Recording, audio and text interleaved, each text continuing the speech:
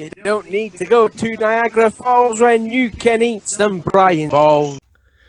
What's up, diecast collectors? This is OBB, the diecast news guy, and welcome to another NASCAR Authentics review on my YouTube channel. Today we'll be reviewing a card that's going to be released in Wave 9 of NASCAR Authentics 2019 and also in the 187 scale for Wave 4 of NASCAR Authentics 2019. And it is going to be on one of the final Jimmie Johnson cards to review for the 2019 season, and it is his number 48 Ally Financial Patriotic Chevrolet Camaro ZL1 for Henry Motorsports.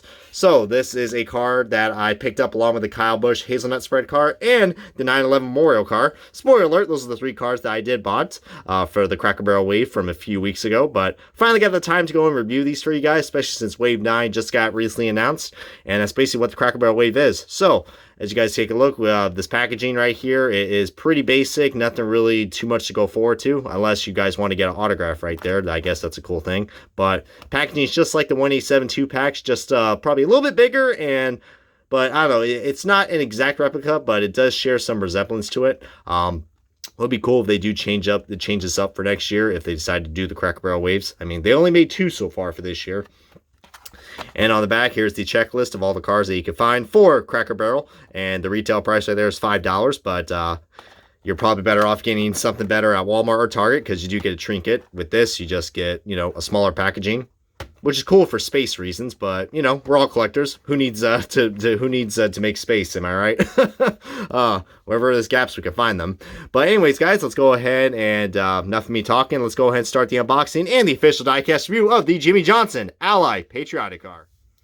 And alrighty, guys, we are back, and we got this diecast out of its box, and no, you guys are not colorblind, because I hope you guys can probably see this car. I know it's probably not going to be the best card to see, especially for any of you Jimmie Johnson fans out there. I do got some mixed feelings to be talking about this paint scheme. I mean, there are some parts of this paint scheme I do like, but then there's probably one little issue that kind of ruins this car for me. But I still had to get this car because this is really cool, especially me. I love camouflage diecast, and this one right here is really cool. But, I mean, on the camera, it's actually showing up quite well. But in person, I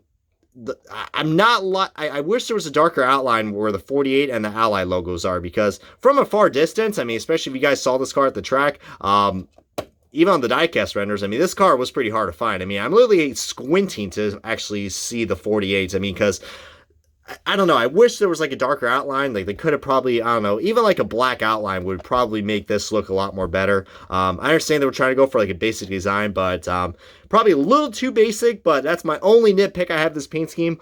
Even though it's a very basic paint scheme. I mean, if you look, I mean, it's just, we got this nice camouflage right there.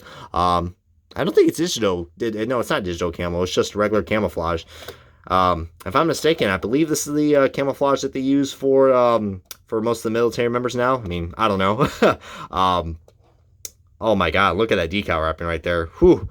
Well, at least you know what the color of this car is. White, just like the 48. My God. But we got the little patriotic tires right there. What it says, honor and remember. Yeah, honor and remember, just like the 911 car. That's really cool. Got the NASCAR Salutes logo. See, look, they even put like a darker outline where the Blue Cross Blue Shield and NC logos are. That does look kind of weird, but otherwise it would have been really hard to see that. So, but it doesn't look too bad on there. Ally, do it right. Yeah, they could probably, they definitely doing it right with this, with their logos. I can tell you that. This paint scheme is definitely really cool though. So, a little fun facts about this car. I believe that Jimmie Johnson, of course, he ran this car at the Coca-Cola 600, but I didn't even pay attention to that. I just watched highlight videos because, I mean, I wonder what race I was at. I really wonder what race I was at when I was watching the Coca-Cola 600. I was seeing, a certain driver going out and winning the Indianapolis 500 champion, but I don't know, I can't really put my forehead around that one, so I don't know, guys. I don't know. I mean, hopefully you guys might know the answer to that. By the way, nice trolling I did right there. But yeah, for real, guys, I mean, I heard it was a very entertaining Coca-Cola 600 race, especially since my boy Mark Truex Jr. got it done. And I believe Jimmie Johnson had a good run as well, guys. I think he finished 8th in this car, if I'm not mistaken. So, yeah, I mean, it was a good run for Jimmie Johnson.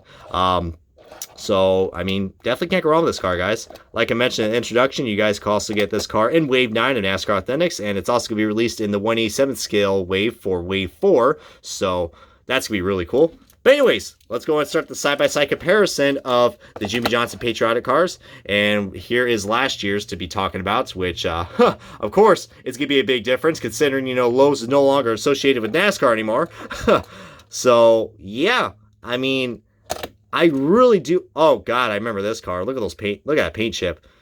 Yikes! Yikes! Yikes! But yeah, I remember this paint scheme, guys, from last year, guys. And it looks like they did change the tires as well. I mean, look, we had support our troops right here, and they got honor, and I remember.